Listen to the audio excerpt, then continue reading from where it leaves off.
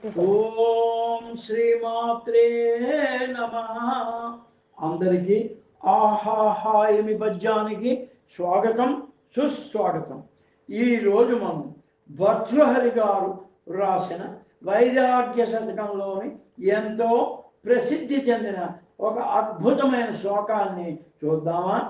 ఈ ప్రపంచంలోని వస్తువులు, అలాగే అన్ని సుఖాలు, కోరికలు ఎంతో భయాన్ని కలుగజేసేవే అని, ఏవి మనకు స్వేచ్ఛను, ధైర్యాన్ని, శాశ్వత ఆనందాన్ని ఇవ్వవని, పొందుతున్న ప్రతిదీ భయాన్వితమే అని, ఒక్క వైరాగ్యం మినహా అన్ని భయాన్ని కలుగజేసేవే అని చెప్పే ఎన్నో భయాల పట్టిక నిత్య సత్య దర్పణం ఇప్పుడు చూద్దామా? చూడండి, శ్లోకం చదువుతున్నాను.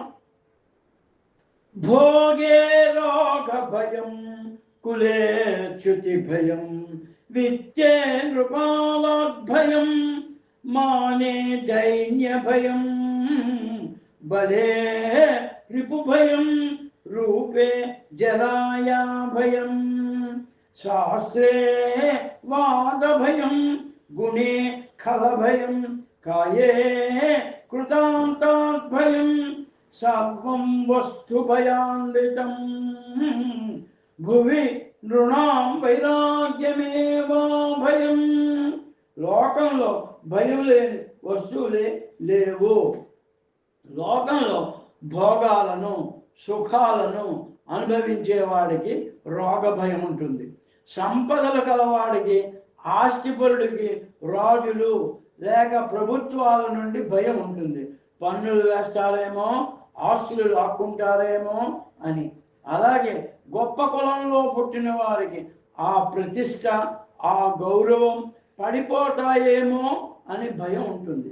కీర్తి, ప్రతిష్టలు, గౌరవం ఉన్నవారికి పతనం లేక దీనస్థితి వల్ల భయం కలుగుతుంది.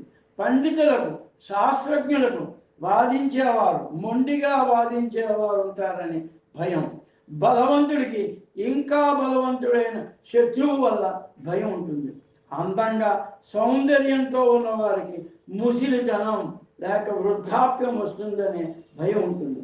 మంచి గుణాలు ఉన్నవారికి దుర్మార్గుల వల్ల, నీచుల వల్ల, మూర్ఖుల వల్ల భయం కలుగుతుంది. ఈ శరీరానికి యముని వల్ల అంటే మరణం వల్ల భయం ఉంటుంది. ఈ భూమి మీద ప్రతిదీ భయంతో కూడుకున్నదే. భయం లేనివి ఏవీ లేవు. భయము లేనిది అభయమిచ్చేది వైరాగ్యమే సుమా.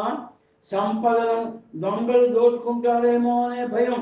సారాంశం ఏమిటంటే, ఇంద్రియ సుఖాల వెనుక, ఆ క్షణభంగుర సంతోషాల వెనుక ఎప్పుడు ఏదో ఒక భయం, ఆందోళన, ఒత్తిడి ఉంటాయి. దీని నుండి బయటపడాలంటే వైరాగ్య భావన లేక అనాసక్తిని కలిగి ఉండాలని, పనికి మారిన అతి చిన్న విషయాలలో కూడా భయం విడనాడాలని దీని భావం. ఈ శ్లోకం మీకు నచ్చినట్టయితే లైక్ చేయండి, షేర్ చేయండి, సబ్స్క్రైబ్ చేయండి. మళ్ళీ మరో పద్యంలో కలుద్దాం. అందరికీ నమస్కారం.